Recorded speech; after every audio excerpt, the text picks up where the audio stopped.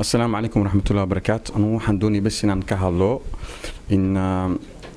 dadka dhinacan jooga ee mucaaradka isku sheegaya ee wax kasta ku hadla dhulkan mucaaradu jira Belgian joogno mucaaradku boolisaanta hal dilo kuma qoraan meel oo kuma dhawaaqaan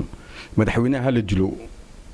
kuma dhawaaqaan tarsuura ma soo dhigaan baaskoolaynta la soo dhigo madaxweynaha in lagu dhufanayo markaas anagu waxaan leenahay shalay waxa la oran jiray Belgiga in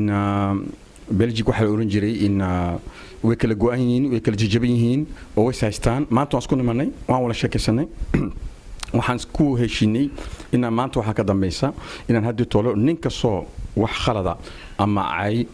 ama ku hadla kelmado in dilma soo dhiga ama ku dhawaaqa inaan maxkamadda hortagno oo maxkamadda ka marno ninka si xor buu yahay laakiin xornimadu xuduud beeled la dhaafin xuduudka ninka soo dhaafa ee madaxweynahayga ma ku sheega dilmo iyo waxun iyo attack personnel ku sameeya in waan ashkatinina ninka ciidankayga iyo boolisaanteeda ku soo qoray iraada hal dilo ama hal tugto waan ashkatinina ninka si oo mucaarada xaqiisa ha buuxsado in xuquuqdiisana de aan ha buuxiyo wakaas marka waxaan leenahay in hadii tole waxa ka dambeeya in hal is ixtiraamo ninka sameeyaygiisa dhibto wuxuu oranayaa iraado laakiin in la iloobin wadanimada inaan wadaminaatanahay inaan dadminaatanahay oo sidee in xaqa على